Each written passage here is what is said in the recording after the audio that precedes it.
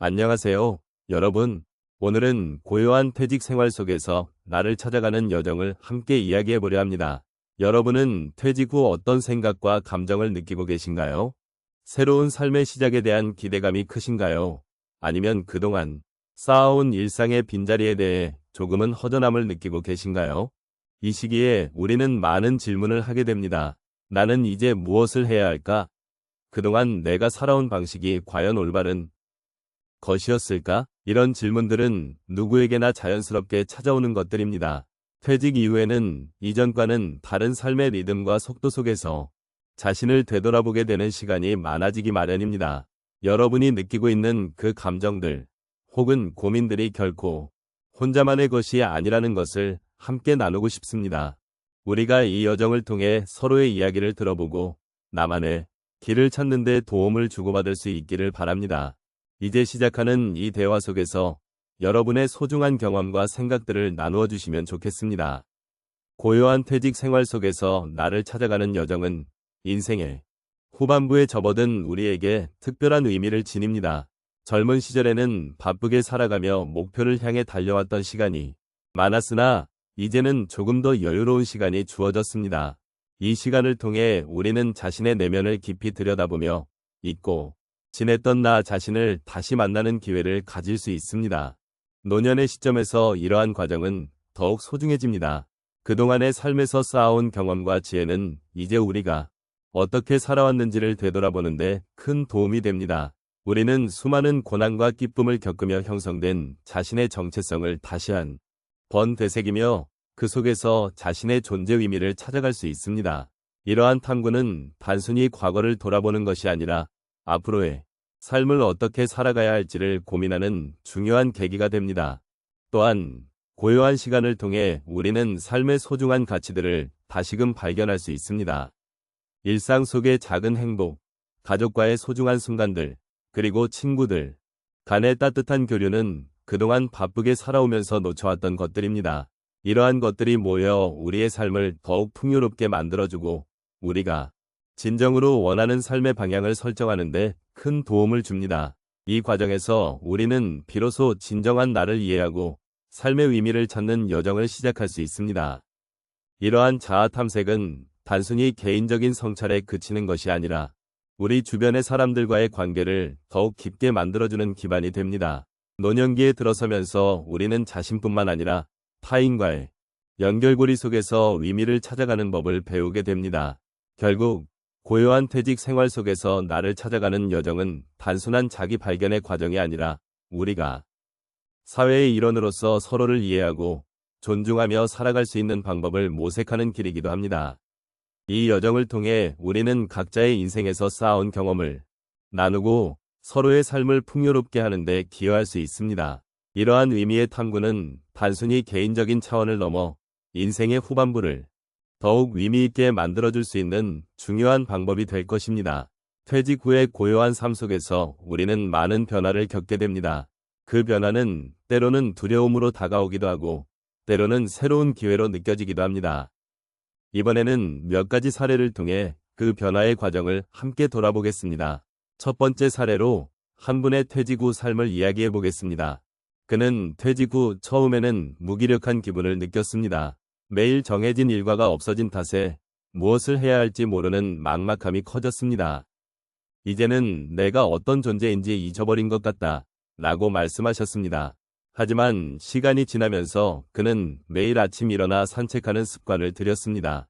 자연을 만끽하며 걷다 보니 그동안 잊고 있었던 작은 것들에 대한 감사함이 커지기 시작했습니다. 그렇게 매일 걷는 것이 그의 삶에서 새로운 리듬을 만들어 주었고 점차 마음의 여유를 찾게 되었습니다. 두 번째로 한 여성의 이야기를 나누고 싶습니다. 그녀는 퇴직 후 자녀들이 독립하고 나서 외로움을 느꼈습니다. 이제는 나를 위해 무엇을 해야 할지 모르겠다며 힘들어하셨습니다. 그러던 중 그녀는 오랜 꿈이었던 그림 그리기를 다시 시작했습니다. 처음에는 낯설었지만 점차 캔버스에 색을 입히는 과정이 그녀에게 큰 위안이 되었습니다. 그렇게 그녀는 자신의 감정을 표현하며 새로운 친구들과도 만나게 되었습니다. 그림을 통해 그녀는 잊고 있던 삶의 열정을 다시 찾게 되었고 그 과정 속에서 소중한 인연도 만들 수 있었습니다. 세 번째 사례로 한 분은 퇴직 후 자원봉사에 참여하게 된 이야기를 나누겠습니다. 그는 퇴직 전에 직장 생활에만 몰두하다 보니 주변의 어려운 이웃들에 대한 관심이 부족했습니다. 하지만 퇴직 후 자원봉사를 통해 지역사회의 필요를 알게 되었고 그곳에서 많은 사람들을 만날 수 있었습니다. 처음에는 두려움도 있었지만 봉사활동을 통해 사람들과 소통하고 그들의 이야기를 듣는 과정에서 큰 감동을 받았습니다. 그는 내가 누군가에게 도움을 줄 수 있다는 사실이 나를 더 행복하게 한다 라고 말씀하셨습니다. 그 경험은 그가 삶의 의미를 다시 찾는 계기가 되었고 자신의 가치에 대한 확신을 심어주었습니다. 마지막으로 한 분의 이야기를 들려드리겠습니다. 그는 퇴직 후에 요리를 배우기 시작했습니다. 오랜 시간 직장에서의 바쁜 일상 속에서 자신을 돌보는 것을 소홀히 했던 그는 요리를 통해 자신과 가족을 위한 건강한 식사를 준비하기로 결심했습니다. 처음에는 단순한 레시피를 따라하는 것이었지만 점차 요리를 하면서 자신이 원하는 맛과 스타일을 찾는 재미를 느끼게 되었습니다. 그 과정 속에서 그는 가족과의 대화가 늘어나고 함께 식사하는 시간의 소중함을 깨닫게 되었습니다. 요리를 통해 그는 단순히 음식을 만드는 것이 아닌 사랑을 담아내는 방법을 배웠습니다. 이러한 사례들은 모두 다르지만 퇴직 후의 삶에서 새로운 길을 찾아가는 공통점을 가지고 있습니다. 우리는 이 과정을 통해 자신을 발견하고 삶의 의미를 찾으며 주변과의 관계를 소중히 여기는 법을 배우게 됩니다. 고요한 퇴직 생활 속에서도 우리는 언제든지 새로운 시작을 할 수 있으며 그 과정에서 느끼는 변화는 우리에게 큰 위로가 됩니다. 이제 우리는 고요한 퇴직 생활 속에서 나를 찾아가는 여정을 함께 돌아보았습니다. 여러 가지 경험과 감정들을 나누며 각자의 삶에서 느끼는 소중한 순간들을 되새겨보는 시간을 가졌지요. 이 여정은 단순히 퇴직 이후의 삶을 이야기하는 것이 아닙니다.